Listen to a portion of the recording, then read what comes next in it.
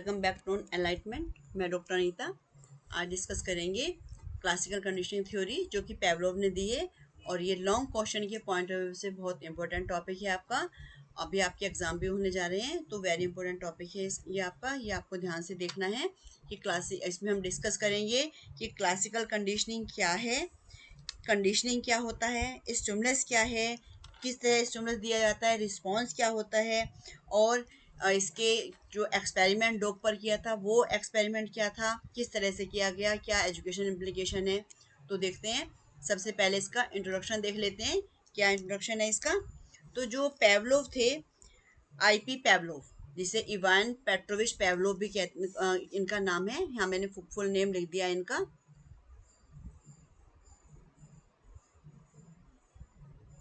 तो आपको पूरा नाम भी इनका पता होना चाहिए, इवान पेट्रोविच पेवलोव। तो ये जो थे, ये एक फिजियोलॉजिस्ट थे। इन्होंने डाइजेशन के फिजियोलॉजी का जो स्टडी किया था, पाचन क्रिया को स्टडी किया था। और ये जो इनकी स्टडी थी, ये इतनी फेमस स्टडी हुई कि इनको बाद में 1904 में इनको क्या इसी पर ही नोबेल प्राइज भी मिला था। इसी वर्क के लिए इनको नोबेल प्राइज दिया गया। और जो क्लासिकल कंडीशनिंग ये थ्योरी है, इस थ्योरी का ये फाउंडर भी हैं। इनको इसका जनक कहा जाता है इस थ्योरी का। तो अब देख लेते हैं क्लासिकल कंडीशनिंग थ्योरी है क्या। तो जो ये थ्योरी है, ये कंडीशनिंग थ्योरी है ये। तो ये जो थ्योरी है, ये पेवलोव ने ही माना है कि जो सीखने का प्रिंसिपल है, सीखने का जो आधार है, वो कंडीशनिंग को माना है। इन्होंने कहा कि जो कंडीशनिंग है, ये जो कंडीशनिंग है, ये कंडीशनिंग ही सीखने का आधार होती है। तो अब कंडीशनिंग क्या होती है। तो कंडीशनिंग क्या है कि एक तरह की आदत होती है जो जिसमें कि ऐसी हैबिट जिसमें हमें कोई ज़्यादा दिमाग नहीं लगाना, उसमें सीधा वही काम कर देना है, वो हमारी कंडीशनिंग होती है। कि जैसे हम घर से कॉलेज के लिए निकलते हैं, तो हमें, क्योंकि हमारा डेली का रूटीन है, तो हमें जो हमारा रूट है वो हमारे दिमाग में फिक्स हो जाता है। तो हमारी कंडीशनिंग होती है कि हमें पहले यहाँ जाना है, फिर वहाँ जाना है, फिर ऐसे अपने कॉलेज जाना है ना। तो ये कंडीशनिंग, इसे कंडीशनिंग कहते हैं कि एक तरह की आदत होती है। और ऐसे ही आप कंडीशनिंग की बात की उन्होंने, conditioning is a process by which an association is establish between stimulus and a response. अब इन्होंने कहा कि भाई, जो ये एक ऐसी अनुबंधन, कंडीशन मतलब अनुबंधन, ऐसी एक प्रक्रिया है जिसके द्वारा उद्दीपक, स्टिमुलस मतलब उद्दीपक, और अनुक्रिया के बीच साहचर्य यानी कि एसोसिएशन को इस्टेब्लिश किया जाता है।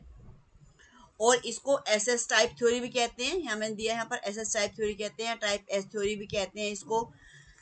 ये कहा जाता है कंडीशन, ही मतलब अनुबंधन, ये कहा जाता है इनको। अब जो ये थ्योरी है, ये क्या कहती है, क्लासिकल कंडीशनिंग। अब पहले तो हम ये देख लेते हैं कि स्टिमुलस, यहाँ पे दिया ना स्टिमुलस और रिस्पॉन्स, ये दोनों जो वर्ड है ये आपको क्लियरली पता होना चाहिए। स्टिमुलस क्या होता है, उद्दीपक क्या होता है, उद्दीपन किसे कहा जाता है। तो ये एक ऐसी सिचुएशन या ऐसी चीज है जो कि आपको स्टिमुलेट कर दे, मजबूर कर दे, आप उसके लिए तैयार रहें उस एक्शन को करने के लिए, है ना। कोई भी ऐसी सिचुएशन हो जाना, कोई भी ऐसी चीज जो आपको स्टिमुलेट करे, मजबूर करे एक्शन करने के लिए। जैसे कि खाने की हमें खुशबू आती है ना, खाने की खुशबू से हमारी लार आ जाती है। तो ये क्या, खाने की खुशबू क्या है, ये है एक स्टिमुलस। और जो हमारी लार आ रही है, हमारा मन कर रहा है खाने का, वो क्या है, हमारा रिस्पॉन्स है, वो अनुक्रिया है ना। तो जैसे कि अभी हम आगे एक्सपेरिमेंट पढ़ेंगे, उस एक्सपेरिमेंट में भी दिया है कि भाई जैसे स्कूल की बेल होती है, स्कूल की बेल होने पर क्या है, फटाफट हम क्या करते हैं, स्कूल की बेल हुई तो हमने बैग लगाया और अपना घर आ गए, अब घर के लिए चल देते हैं। तो जो बेल है, वो बेल स्टिमुलस है, वो बेल हमें बता रही है, और हमारी कंडीशनिंग हो चुकी है, हमें बैग बैग पैक करना है और घर जाना है ना। और ऐसे ही जैसे क्लास में आपकी लंच टाइम ब्रेक होता है, ब्रेक की बेल होती है, तो उसमें बच्चों को पता होता है कि लंच ओपन करना है इनको, है ना, लंच ओपन करना है। और उसी बेल के अकॉर्डिंग ही वो उनकी कंडीशनिंग होती है। और वो क्या है, बेल जो है एक स्टिमुलस है, और जो हम काम कर रहे हैं वो हमारी अनुक्रिया है, वो हमारा रिस्पॉन्स होता है। और यहाँ पर एसएस थ्योरी कहा गया है। तो दो तरह के स्टिमुलस होते हैं। एक स्टिमुलस होता है आपका नेचुरल स्टिमुलस, और एक होता है आर्टिफिशियल स्टिमुलस। जो नेचुरल स्टिमुलस है जैसे खाना पीना सोना, ये सारे क्या हैं आपके नेचुरल स्टिमुलस हैं।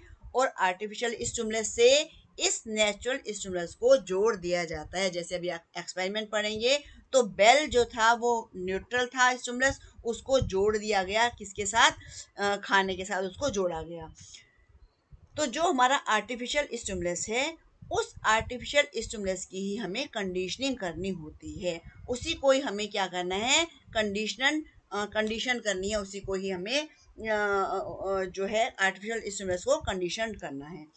अब ये देख लेते हैं, ये देखो, classical condition refers to learning that occurs when a neutral stimulus, जो न्यूट्रल स्टिमुलस है वो बेल है ना, becomes associate with the stimulus that naturally produce a behaviour. अब ये उसको क्या है, बेल को हम एसोसिएट करते हैं स्टिमुलस के साथ, जो फूड है उसके साथ हम एसोसिएट करते हैं, उसके साथ जोड़ते हैं, और जिससे कि वो बिहेवियर, दूसरा बिहेवियर प्रोड्यूस होता है, जिसकी कि हमें कंडीशनिंग करनी है। अब ये जो हमें अभी आगे पढ़ते हैं इसको, पहले हम ये देख लेते हैं जो हमारा एक्सपेरिमेंट है। अब इस एक्सपेरिमेंट में क्या है, ये जो है एक्सपेरिमेंट डॉग पर किया।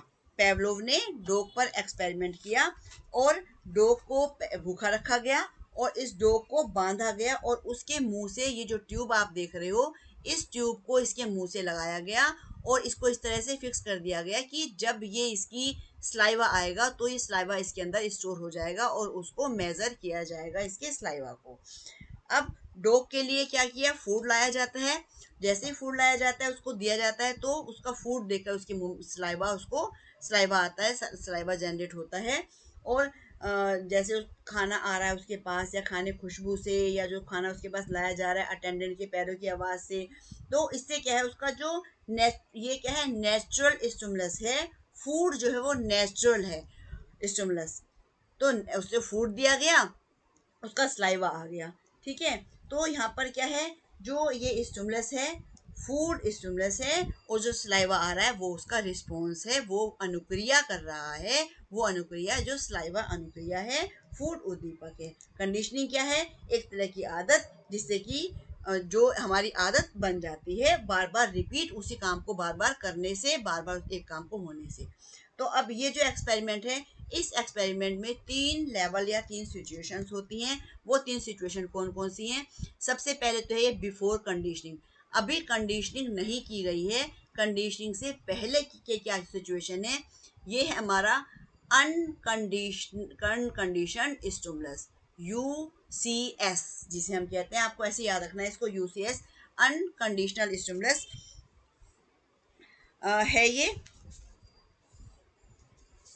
इसमें क्या है कि पेवलोव ने जो डॉग था उसको ये जो है ये फूड दिया और उसे देखकर उसके मुंह में लार आई। फूड दिया, उसके मुंह में देखकर उसको लार आई। अब उन्होंने बताया कि भाई जो ये डॉग है, इसको भूखा जो डॉग है, इसके मुंह में भोजन देकर जो लार आ रही है वो नेचुरल प्रोसेस है, वो स्वाभाविक क्रिया है, इसे सहज क्रिया भी कह सकते हो। और यहाँ पर एक स्टिमुलस को और हमने रखा, जो कि स्टिमुलस है ये न्यूट्रल है। ये इससे उसको कोई भी फर्क नहीं पड़ रहा है बेल से। यहाँ पर इस बेल से, क्योंकि उससे भोजन देखा, भोजन दिया और लार आई, तो ये क्या है, स्वाभाविक क्रिया है। और जो ये जो है बेल है, ये बेल का कोई भी, यहाँ पर किसी भी तरह का कोई भी रिस्पॉन्स बेल का नहीं मिल रहा है। तो यहाँ पर बेल का कुछ भी, यहाँ पर बेल का कोई भी इफेक्ट नहीं आ रहा है, बेल का कोई भी प्रभाव नहीं पड़ रहा है, क्योंकि उसको भोजन दिया और लार आ गई उसके मुंह से। ठीक है, ये जो है न्यूट्रल, यानी कि इसे हिंदी में कहते हैं तटस्थ उद्दीपक, न्यूट्रल है ये। और इस सिचुएशन में इस घंटी से कोई भी, इस वाली बेल से, घंटी से कोई भी फर्क नहीं पड़ रहा है। तो जो ये फूड है, ये नेचुरल स्टिमुलस है, ये कुत्ते को बाधित करता है खाने के लिए, और इसी से उसकी जो है लार आ जाती है, यानी कि UCR अनुक्रिया हुई उसकी। ये UCS स्टिमुलस फूड है ये, और UCR उसकी अनुक्रिया हुई, लार का आना उसकी अनुक्रिया है। और यहाँ पर बेल का कोई भी प्रभाव नहीं पड़ रहा है, जीरो रिस्पॉन्स है इसका, जीरो प्रभाव है इसका, कोई भी नो रिस्पॉन्स है इसका। ठीक है, यानी कि अब न्यूट्रल जो स्टिमुलस है, ये जो हमारा न्यूट्रल स्टिमुलस है, इस न्यूट्रल स्टिमुलस को ही हमें क्या करना है, इसी को ही हमें अनुबंधित करना है, इसी की हमें कंडीशनिंग करनी है।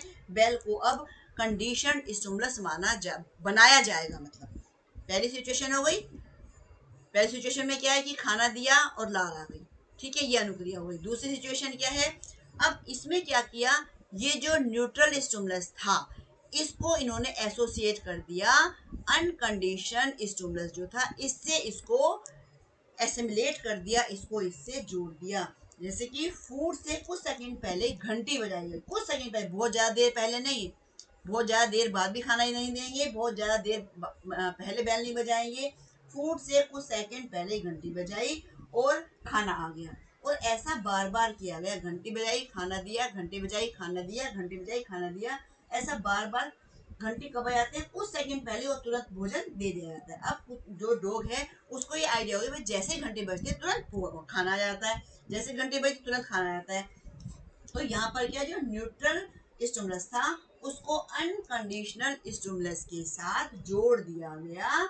अब उसको जोड़ दिया गया और यहाँ पर यही सेम प्रैक्टिस बनी रही कि जहाँ ये बेल के साथ फूड को एसोसिएट कर दिया, मतलब बेल बज रही है खाना आ रहा है, तो बेल को फूड के साथ एसोसिएट कर दिया और अनकंडीशन रिस्पॉन्स आएगा, मुंह से जो है स्लाविया यानी कि उसकी लार अभी भी आ रही है। अब यहाँ पर क्या है, ये तो हो गया ड्यूरिंग कंडीशन। अब है आफ्टर कंडीशनिंग। यहाँ पर क्या है, उसकी कंडीशनिंग हमने कर दी है, उसे कंडीशनिंग हो गई है, उसको सिखा दिया गया है कि जैसे ही बेल बजती है तुरंत खाना आता है। अब इसमें क्या हुआ कि बेल बजाई लेकिन खाना नहीं आया, तो यहाँ पर जब खाना नहीं आया तब भी डॉग का स्लाइवा आया। क्यों, क्योंकि वो उसकी कंडीशनिंग हो चुकी है कि जैसे ही बेल बजती है तुरंत खाने को मिल जाता है। तो यहाँ पर कंडीशनिंग के बाद केवल बेल बजाई गई, खाना नहीं दिया गया, स्लाइवा आया, इसी को ही कहते हैं कंडीशनिंग। आई थिंक आपको ये क्लियर हो गया होगा। अब जो न्यूट्रल स्टिमुलस था, ये वाला आपका जो न्यूट्रल स्टिमुलस था, इस जो कि फर्स्ट वाली बिफोर कंडीशन जो थी, इसमें कोई फर्क नहीं पड़ रहा था। ये जो न्यूट्रल स्टिमुलस है, इस वाली सिचुएशन में कोई भी फर्क नहीं पड़ रहा था। अब आदत पड़ जाने के बाद जब भी बेल बजेगी स्लाइवा आएगा, या जो वो फूड दिया जाए या ना दिया जाए, तो यहाँ पर क्या है, बेल बजाई गई लेकिन आफ्टर कंडीशन में बेल बजाई लेकिन फूड नहीं दिया गया, लेकिन फिर भी स्लाइवा आया। तो यहाँ पर क्या, उसकी कंडीशनिंग हो गई थी कि बेल बजेगी तो खाना मिलेगा ही मिलेगा। अब बेल जो है वो कंडीशन स्टिमुलस हो गया, बेल बजते ही स्लाइवा आएगा। लेकिन यदि बार बार ऐसा होता है कि घंटी बज रही है, बेल बज रही है, खाना नहीं आ रहा, बेल बजी खाना नहीं आया, बेल बजी खाना नहीं आया, तो भाई वो डोगी भी समझ जाएगा कि अब मुझे खाना नहीं मिलने वाला है, तो वो जो कंडीशनिंग है वो एक्सटिंक्ट हो जाएगी, यानी कि विलुप्त हो जाएगी। घंटी बज रही है, खाना नहीं मिल रहा है, तो वो जो सीखा गया व्यवहार है वो विलुप्त हो जाएगा। लेकिन फिर से ऐसा करते हैं तो वो कंडीशनिंग फिर से हो जाएगी। अब ये देखो, ये आप क्लियर हो जाएगा आपको, ये UCS ये फूड है ना, जो बिफोर वाली सिचुएशन थी फूड है, और UCR स्लाइवा है, और ये न्यूट्रल स्टिमुलस जो है, ये न्यूट्रल स्टिमुलस बेल है। यानी कि फर्स्ट वाली सिचुएशन में बेल का कोई भी इफेक्ट नहीं आ रहा है, जैसे ही उसको फूड दिया गया तभी स्लाइवा आ जाता है। अब हमें इसी को ही क्या है, जो NS है हमारा, इसी को ही हमें कंडीशन स्टिमुलस बनाना है, इसी को ही CS बनाना है। तो ड्यूरिंग कंडीशनिंग में क्या होगा, UCS plus bell equal to UCR हो जाएगा, यानी कि UCS अनकंडीशनल जो स्टिमुलस है बेल के साथ उसको जोड़ा जाएगा, तो वो अनुक्रिया भी वैसे ही करेगा, यानी कि स्लाइवा आएगा। लेकिन बाद में क्या होगा कि बेल बजी लेकिन खाना भी नहीं दिया गया तब भी स्लाइवा आएगा, तब भी साइवेटिंग हुई उसकी। अब इसके बाद देखते हैं principle of classical conditioning. I think आपको ये जो एक्सपेरिमेंट है सही से समझ में आ गया होगा। अब प्रिंसिपल ऑफ क्लासिकल कंडीशनिंग देख लेते हैं, क्या है प्रिंसिपल। सबसे पहला है इसका धारण करना। जब डॉग ने कंडीशनिंग को अपने अंदर एसिमुलेट कर लिया, धारण कर लिया, तभी उसके बिहेवियर में वो एक्वायर कर पाया, बिहेवियर में वो तभी वो कंडीशनिंग उसकी हो पाई। दूसरा क्या है, विलुप्तीकरण, एक्सटिंक्शन। जब बहुत दिनों तक घंटी बजी खाना नहीं दिया, घंटी बजी खाना नहीं दिया, घंटी बजी खाना नहीं दिया, तो जो उसने सीखा था वो विलुप्त हो गया, क्योंकि वो समझ गया भाई घंटी तो बज रही है लेकिन खाना नहीं आ रहा है बार बार। तो उसके बाद क्या है, स्पॉन्टेनियस रिकवरी, पुनः सहज प्राप्ति। बहुत अब क्या है कि कभी कभी ऐसा होता है कि अचानक उसको वो बिहेवियर अपना याद आ जाता है, अचानक से उसको रिकवरी हो जाती है। जैसे बहुत बार क्या होता है, कभी हमें अंधेरे से डर लगता है या किसी कॉकरोच से डर लगता है, तो हम अपने आप को ऐसा बना लेते हैं कि हमें अंधेरे से डरना नहीं है, किसी से डरना नहीं है, लेकिन फिर भी कभी कभी क्या होता है कि हम उससे डर जाते हैं, तो इसका मतलब क्या, वो रिकवरी हो गई। इसके बाद क्या है, स्टिमुलस जनरलाइजेशन, उद्दीपक सामान्यकरण। कि उद्दीपक सामान्यकरण जो सीखने के प्रयास होते हैं उसमें ऐसा देखा जाता है कि जो ओरिजिनल कंडीशन स्टिमुलस है उसके प्रति ही अनुक्रिया नहीं करता, बल्कि उससे जो मिलते जुलते स्टिमुलस होते हैं उनके साथ भी अनुक्रिया करता है। मतलब जो कि डॉग है, यदि उसको घंटी जैसी मिलती जुलती कोई ऐसी आवाज आएगी, तब भी उसका वो स्लाइवा आ जाए तो माना जाएगा कि उसका स्टिमुलस जनरलाइजेशन हो गया है। अब इसके बाद है स्टिमुलस डिस्क्रिमिनेशन। ये जनरलाइजेशन का ठीक उल्टा है। जैसे जैसे सीखने में जो हम ट्रायल होते हैं उसकी जैसे जैसे नंबर बढ़ता जाता है, वैसे वैसे ही जो ओरिजिनल कंडीशन स्टिमुलस है वो सिमिलर स्टिमुलस के बीच भेद कर लेता है। ठीक है, मतलब वो जान लेता है कि उसे कौन से पर जो जो बेल बज रही है उसी बेल पर ही उसको अपना रिस्पॉन्स करना है, मतलब उसने डिस्क्रिमिनेशन कर लिया है। इसके बाद है आपका factor affecting the classical conditioning. कौन से ऐसे फैक्टर्स हैं जो क्लासिकल कंडीशनिंग यानी कि शास्त्रीय अनुबंधन सिद्धांत को प्रभावित करने वाले कारक।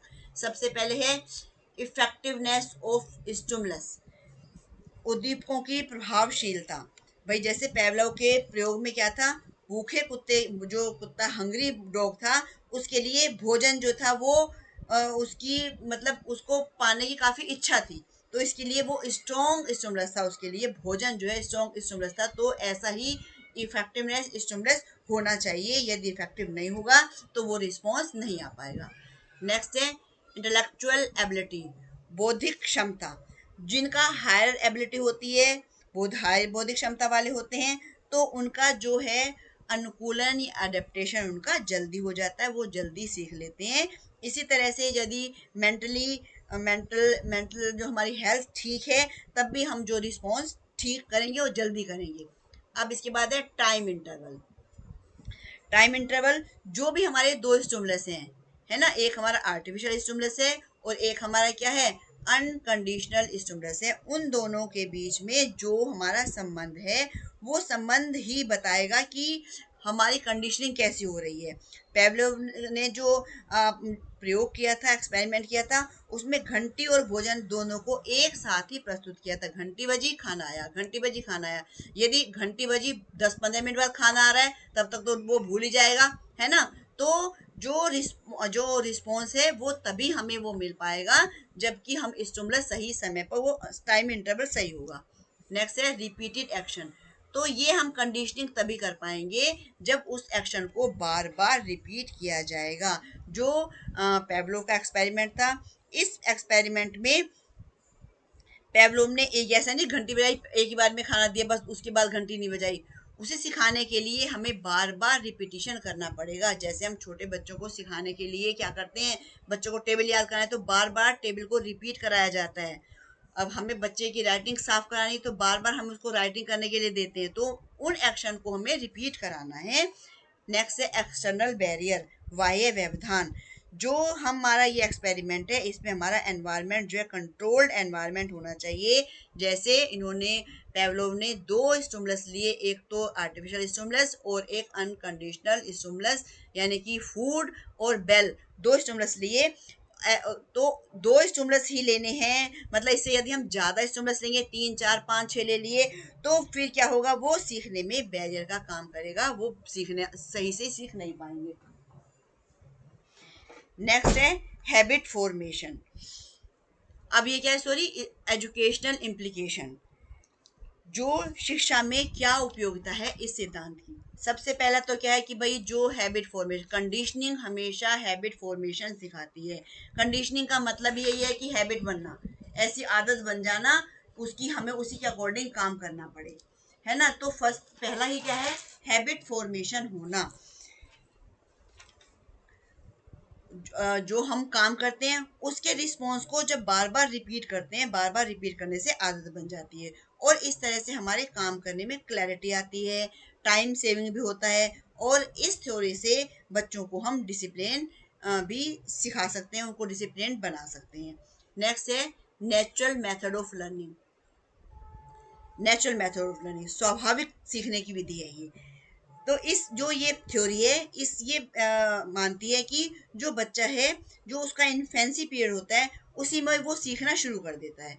पेवलोव ने बताया कि जो लर्निंग है उसके लिए हमें ट्रेनिंग की जरूरत होती है, ट्रेन करना चाहिए, और बच्चा तभी सीख सकता है जब वो खुद एक्टिव होता है।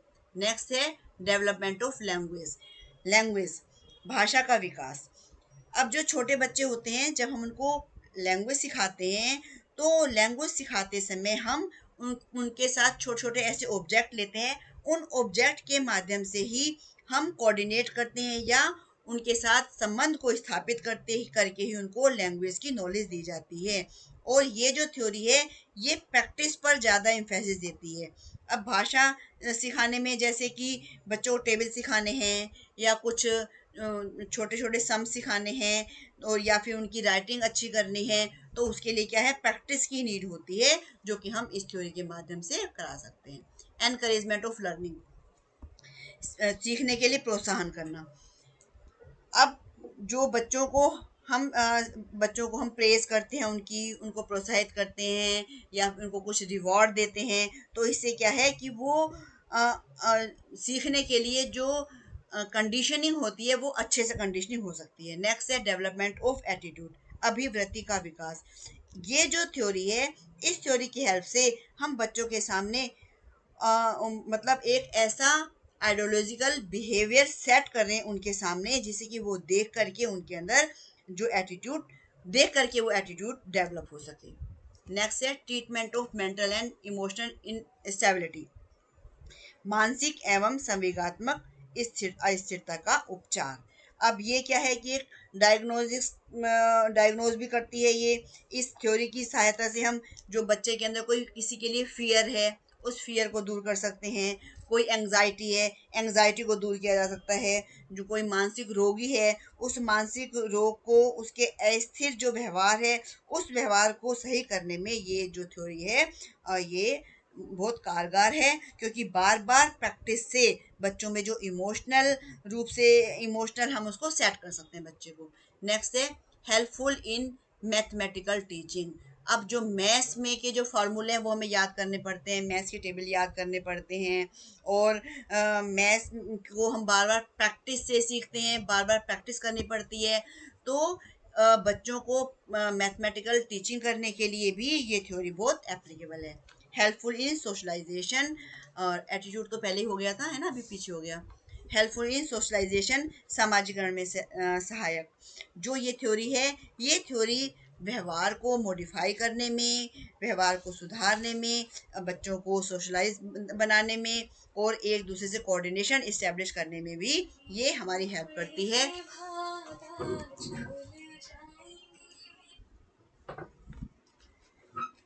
और जो ये थ्योरी है इस थ्योरी से जो है ग्रुप फॉर्मेशन भी आता है, और जो बुरी हैबिट्स होती हैं उन बुरी हैबिट को भी हम दूर कर सकते हैं।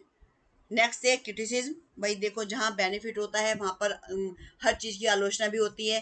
तो इसमें क्या है, सबसे पहले lack of imagination, thinking and reasoning, कल्पना शक्ति का, चिंतन शक्ति का, तर्क शक्ति का अभाव होता है, क्योंकि ये क्या है, एक मशीन मानकर काम कर रहा है कि भाई एक आर्टिफिशियल स्टिमुलस है और एक आपका अनकंडीशनल स्टिमुलस है, और इनको क्या है, इनकी कंडीशनिंग करनी है। तो एक में काम, उसमें कोई तर्क नहीं लगाया जा रहा, कोई चिंतन शक्ति का विकास नहीं हो रहा, कोई कल्पना शक्ति का विकास नहीं हो रहा, है ना। तो ये इसका ड्रॉबैक है। दूसरा क्या है कि जो भी जटिल विचार हैं उन विचारों को एक्सप्लेन करने में भी ये थ्योरी सक्सेस नहीं हो पाई है। और दूसरा क्या है, this principle has no effect on mature and experienced people. जो ये थ्योरी है ये केवल छोटे बच्चों के लिए या फिर एनिमल्स के लिए एप्लीकेबल है। जो मैच्योर पर्सन है उनके लिए इस पर कोई भी प्रभाव इसका नहीं पड़ता। लैक ऑफ स्टेबिलिटी भी है ये जो थ्योरी है, इस थ्योरी में जो है स्टेबिलिटी भी नहीं पाई जाती है। जो उद्दीपक हैं उन्हें मतलब बहुत लॉन्ग टाइम टाइम तक जो हमें प्रेजेंट करना पड़ता है। ठीक है, और दूसरा ये भी है कि पेवलोव ने कहा है कि सीखने की जो प्रोसेस है उसमें बार बार रिपीटिशन होना चाहिए, तभी हम सीखते हैं। लेकिन आपने देखा है कि जब हम गर्म पानी में किसी बच्चे का हाथ लग गया तो उसे पता चल जाता है कि इससे मैं जल जाऊंगा, तो वो दोबारा उसको नहीं करता, वो एक बार में उसने सीख लिया। जलती मोमबत्ती पे बच्चे का हाथ लग गया तो सीख जाता है कि मुझे दोबारा इसमें हाथ नहीं लगाना, मैं जल जाऊंगा। तो इस तरह से ये थ्योरी की कुछ जो है आलोचना भी की गई है। तो आज के लिए इतना ही। आई थिंक आपको ये क्लियर हुआ।